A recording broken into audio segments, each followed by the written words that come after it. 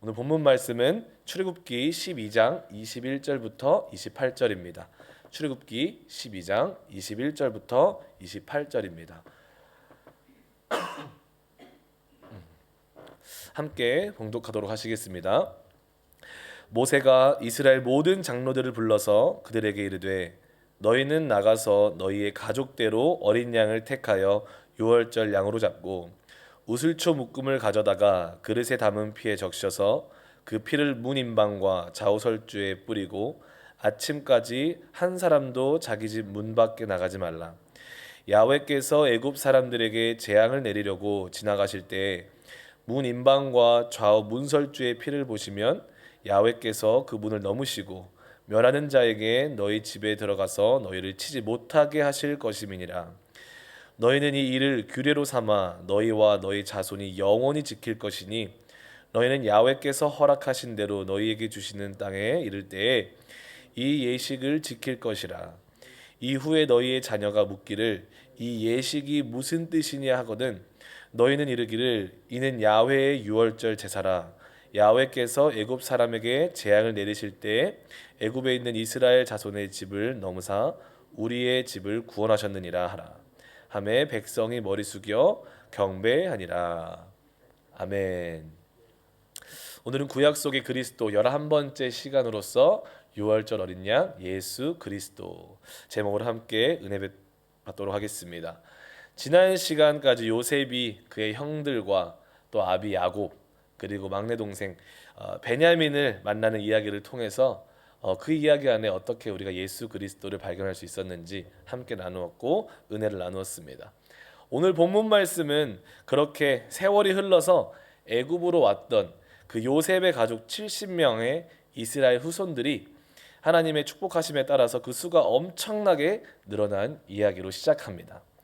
그리고 요셉을 알지 못하는 그 애굽의 왕들이 새롭게 일어나고 그 애굽을 다스릴 때에 너무나도 많아진 그 히브리인들을 보면서 위기감을 느끼고 결국에는 그 히브리인들을 그들의 종으로 삼아버리고 힘든 일을 시키고 학대하는 그 이야기를 우리는 볼 수가 있습니다.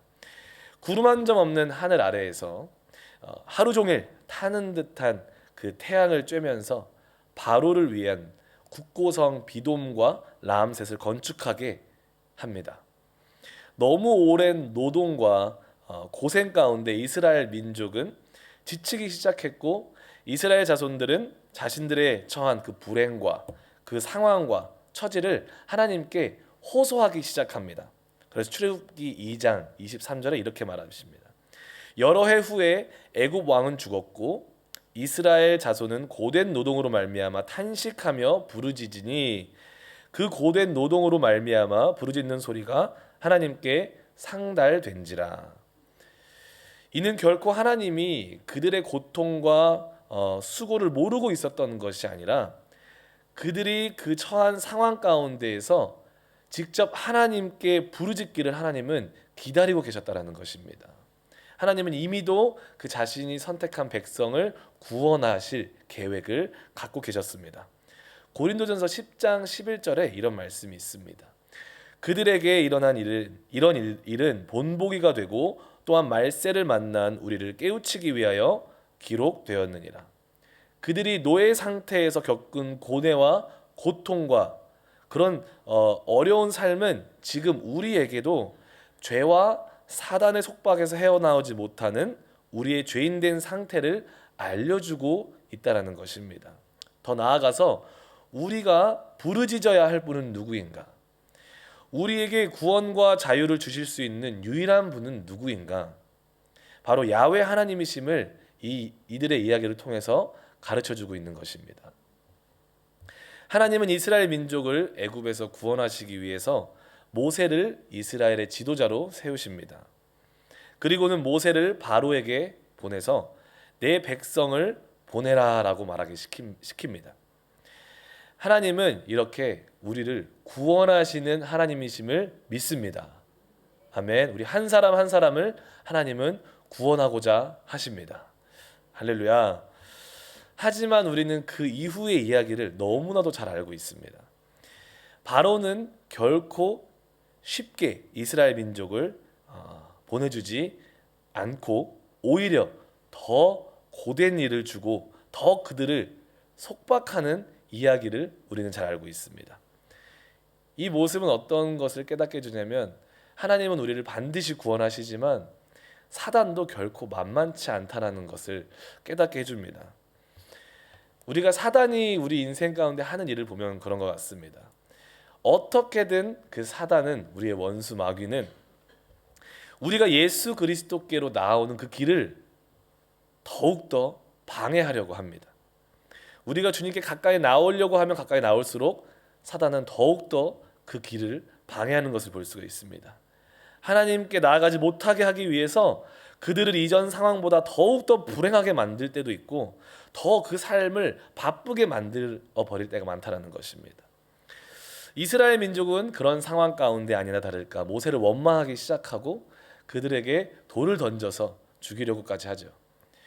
당신이 바로한테 하나님을 섬기기 위해 내 백성을 보내달라고 하지만 않았으면 우리가 이렇게 힘들지 않았을 거 아닙니까? 왜 그러셨습니까? 하면서 원망하기 시작하는 그런 이스라엘의 모습을 볼 수 있습니다. 그런 모습이 우리들의 모습이 아닌가 싶습니다.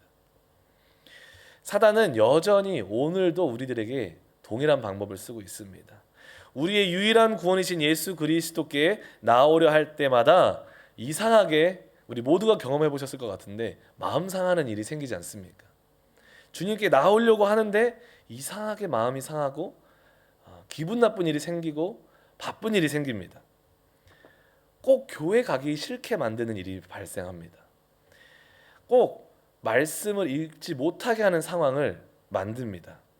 바빠서 기도 못하고 바빠서 말씀을 못 보게 하고 내 기분이 이러니까 오늘은 말씀 읽을 기분이 아니야. 나 오늘 이러니까 교회 갈 기분 아니야.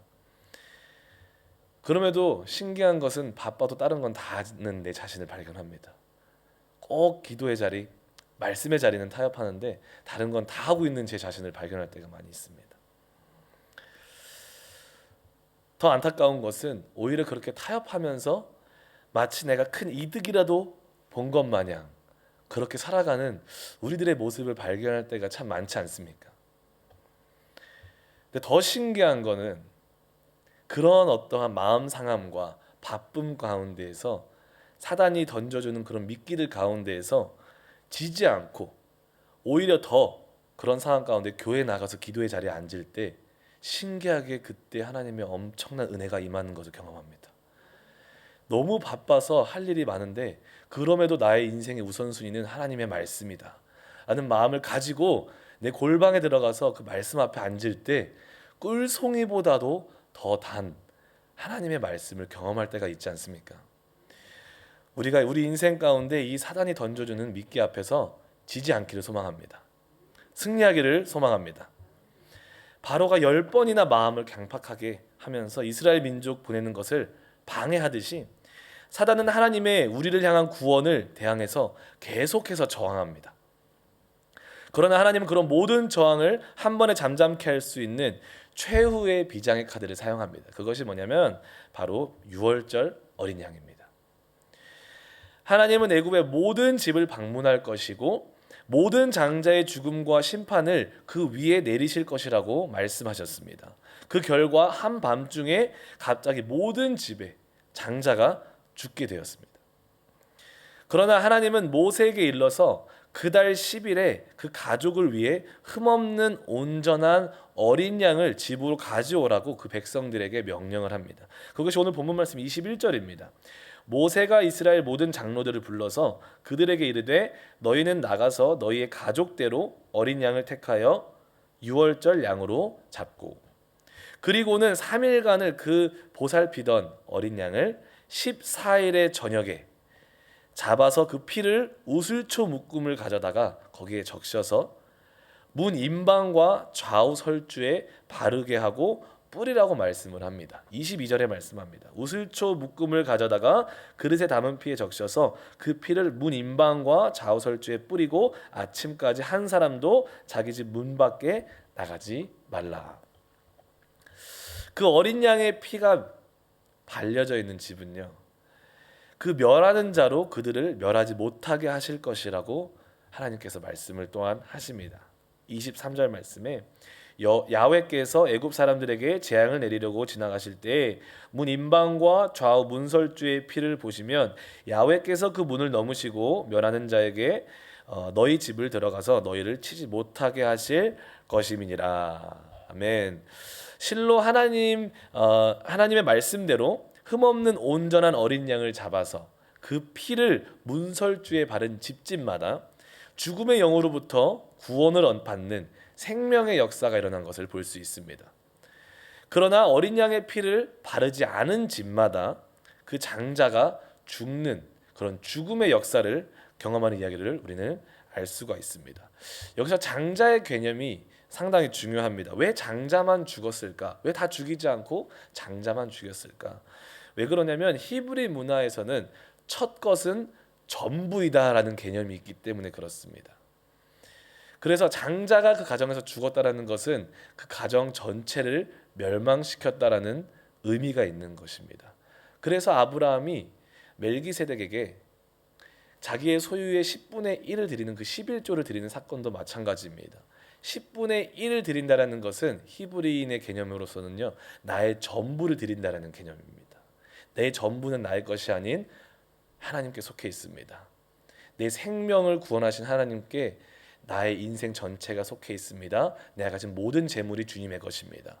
그런 의미로 그들은 10분의 1, 11조를 드리는 것이었고요. 마태복음 6장에서도 먼저 그의 나라와 그의 의를 구하라고 했을 때 그 먼저의 개념도 마찬가지입니다.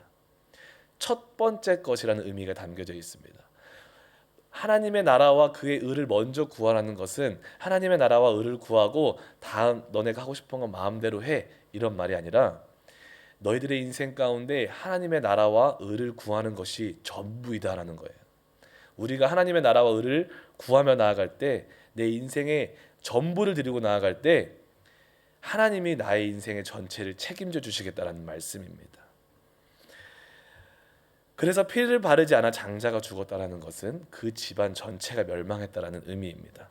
재미난 것은요, 애굽이 그 고대 시대 때 5대 제국 중에서 가장 강력한 힘을 가지고 있던 나라였어요, 그 당시.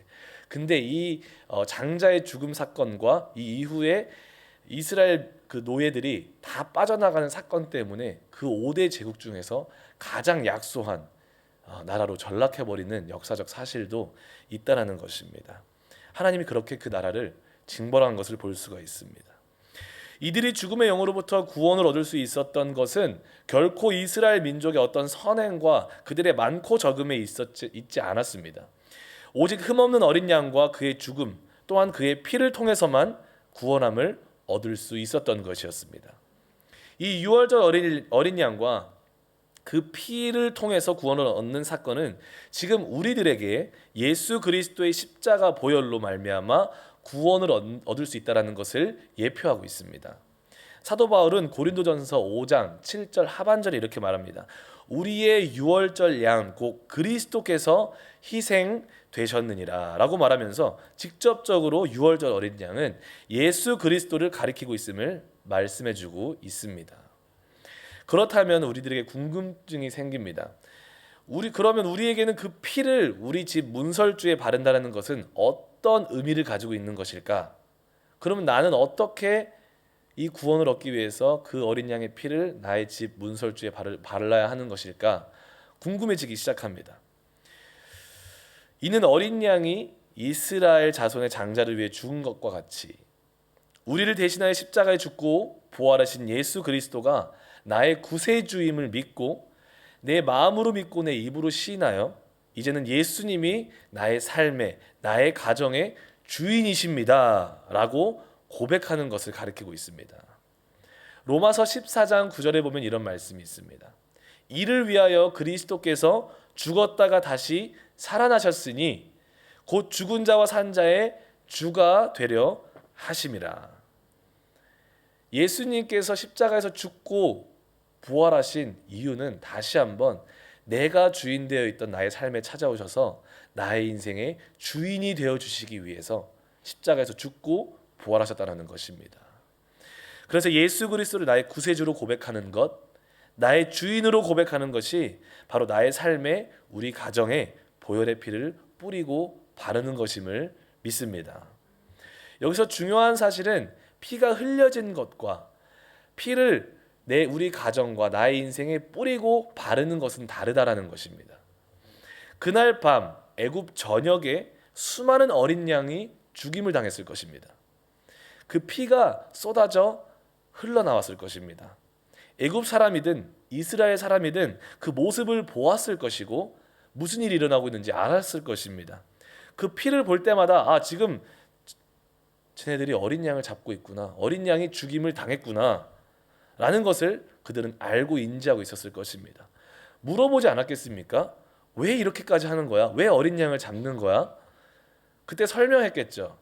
우리가 이 어린 양을 잡아서 우리 그 피를 문설주에 바르면 오늘 밤 야훼 하나님의 그 보내신 영이, 죽음의 영이 왔을 때 우리는 죽지 않고 생명을 얻을 수 있어. 그래서 너도 어린 양을 잡아서, 이 말씀대로 잡아서 너희 집에 문설주에 발라 라고 설명을 하지 않았을까요? 그런 일들이 그 애굽 전역에서 일어나지 않았을까요? 너도 살려면 어린 양을 잡아. 중요한 사실은 어린 양의 피가 흘려졌다고, 그것을 보았다고, 그것을 알았다고 해서 그들이 구원받는 것이 아니었습니다. 아무리 자기 집을 근위병이나 그 집의 두꺼운 벽돌과 어떠한 것으로 지키고 있었다 해도 그 죽음의 사자를 막을 길은 없었습니다. 오직 어린 양의 피를, 흘려진 피를 뿌리고 바르는 것만이 그들을 구원할 수 있는 길이었습니다. 결국 그 피를 통한 구원을 마음으로 믿고 신뢰함으로 문설주에 바른 사람들에게만 하나님의 불꽃 같은 눈이 응시하고 구원하셨다라는 것입니다. 오늘날 예수 그리스도가 2000여 년 전에 갈보리 언덕 십자가 위에서 죽으신 것을 모르는 사람이 누가 있습니까? 우리 모두가 알고 있습니다. 예수님을 믿지 않는 친구들도, 내 이웃들도 예수님에 대해서 알고 있습니다. 하지만 그 피가 흘렸다라는 것을 알므로만 그치는 사람들은 그 피가 정말 우리에게 어떠한 큰 가치가 있는지, 그 가치에 대해서 중요하게 생각하지 않습니다. 그러기에 그분이 나를 위해 죽으셨다라고 외치지도 않을 뿐더러 그 피를 의지하여 나의 삶에 바르지 않는다라는 것입니다. 그러나 그 피의 구원의 가치를 알고 믿는 사람들에게는 그 믿음이 하나님의 능력이 되어 그 인생의, 그 가정의 구원을 허락하십니다. 로마서 1장 16절 말씀에 내가 복음을 부끄러워하지 아니하노니 이 복음은 모든 믿는 자에게 구원을 주시는 하나님의 능력이 됨이라. 먼저는 유대인에게요, 그리고 헬라인에게로다. 저는 저희 자녀들과 매주에 한 번씩은 꼭 이렇게 대화를 합니다. 애들을 앉혀놓고 이렇게 대화를 해요. 얘들아, 너희들이 예수님을 믿는 가정에서 태어났다고 해서, 특히 너가 목회자 가정에서 태어났다고 해서, 너희가 매주 주일에 교회를 나간다고 해서, 그로 인해서 너희들이 예수님을 머리로 알고 있다고 해서 너희가 구원받은 게 아니란다. 충격적인 말을 하고 있죠. 아빠가 돼가지고 자녀들에게. 너희는 아직 구원 못 받았어. 너희는 아직 예수님을 만나지 못했어. 그래서 너희가 정말 인격적으로 그 십자가에서 죽고 부활하신 예수님을 만나기 위해서 너희들 스스로가 입술을 열어서 기도했으면 좋겠어 라고 저희 아이들에게 말을 해줍니다. 일주일에 한 번씩. 그래서 그런지 저는 저희 아이들을 모든 예배에 특별한 상황이 아니면 다 데리고 가요. 다 데리고 와서 어른 예배든 아이들 예배든 다 참석하게 합니다. 그리고 20분이 됐든 30분이 됐든 기도하고 나가라고 해요. 하나님 앞에 기도하라고 하고, 담임 목사님의 설교 선포될 때 다 못 알아들어도 좋으니까 조금이라도 적어, 듣고 적어 라고 하면서 제 아이패드를 딱 주면은 거기다가 타이핑을 해서 적습니다. 아이들에게는 힘들 수 있지만 제가 그렇게 아빠 된 자로서 그렇게까지 하는 이유는 제가 그렇게 예수님을 만났기 때문에 그렇습니다. 정말 억지로 나갔던 그 기도회에서 저는 예수님을 만났습니다. 그러다 보니까 아이들에게 그런 기회를 더욱더 주고 싶었습니다. 이 아이들이 예수님을 만났으면 좋겠습니다. 어떻게 예수님이 이 아이들을 만나줄지는 모르겠지만 그것을 바라면서 아이들을 그렇게 양육하고 있습니다. 누구는 말합니다. 그렇게까지 해야 되나요? 해야 되냐고. 아이들을 너무 속박하는 거 아니냐고. 그렇게까지 아이들에게 할 필요 없다고. 글쎄요. 주님을 만나지 못한다면 그 인생에 그 결과는 영원한 사망임을 알기 때문에 저는 이보다도 더 중요한 일이 없다고 생각을 합니다. 만약 나의 자녀가 지금 이 순간에 큰 트럭이 110km로 쌩쌩 달리고 있는 저 고속도로로 전력 질주로 달려나가고 있다면 과연 그 자녀를 보면서 그냥 멀리 적당히 멀리 서서 아가야 조심해 거기 가면 안 돼 라고 여유 있게 말할 수 있는 부모가 누가 있겠습니까? 내 자녀가 고속도로로 뛰어들고 있는데 그렇게 여유 있게 앉아서 그 자녀를 바라보고만 있는 부모가 누가 있겠습니까? 정말 도가 지나칠 정도로 소리를 지르면서 전력 질주해서 수단과 방법을 가리지 않고 앞뒤 가리지 않고 그 아이를 구하기 위해서 그 몸을 던지지 않겠습니까? 그래서 그런 마음이 있다 보니까 좀 지나친 것 같아 보이긴 하지만 저희 자녀들을 그렇게 양육하고 있습니다. 너무 감사한 일이 어저께 있었습니다. 이 설교를 준비하는데 하나님이 주신 선물 같아서 저희 둘째 딸이 아침 일찍 울면서 저한테 오는 거예요. 울면서 저를 깨웠어요. 그러면서 꿈에서 너무 무서운 꿈을 꿨다고. 무슨 꿈이냐고 물어봤더니 우리 가족이 있고 주변에 사람들이 많이 있었대요. 근데 그 사람의 모습이 아니라 우리 모든 가족이 말이었대요. 말. 근데 말이었던 이유는 다른 특별한 의미가 아니라 있는 것이 아니라 우리 아이들이 요즘에 말을 진짜 좋아합니다. 말이란 말은 다 외우고 있고 말을 사달라고 하고 진짜 말 키우면 안 되냐고 진짜 말 우리 집에 키우면 아빠가 방을 빼야 된다 이렇게 말하면서까지 하는데 말을 좋아하다 보니까 말의 형태로 나왔던 것 같아요. 근데 중요한 것은 그 말을 잡아먹는 거대한 새가 있었대요. 그 새가 와서 마을에 있는 사람들을 잡아가고 잡아먹고 우리 가족까지도 다 잡아먹으려고 왔다는 거예요. 그래서 제가 아빠 말이 돼서 그 가족들을 집안에 딱 안전하게 넣어놓고 이제는 그 새와 싸우겠다고 제가 나가려고 문을 박차고 나가는데 그 앞에 어떤 사람이 있었다고 말을 하는 거예요. 목수였는데 나무를 자르는 사람이었다고 합니다. 근데 그 사람은 말이 아니라 사람이었대요. 그 목수가 와서 아빠를 대신해서 우리 가족을 대신해서 사람들을 대신해서 그 거대한 새를 처치해 주었다고 말을 하는 거예요. 근데 그 아이한테는 너무 무서웠나 봐요. 그런 모든 광경들이 아빠를 잃으면 어떡하나. 그래서 그냥 무서운 마음에 저한테 달려와서 저를 깨우고 그 꿈에 대해서 말해줬습니다. 그때 저희 둘째 딸 사랑에게 이렇게 말해줬습니다. 그분이 예수님이셨어. 우리 예수님은 사람의 육체를 입고 오셨고 몫으로 오셨잖아요. 그분은 예수님이셨단다.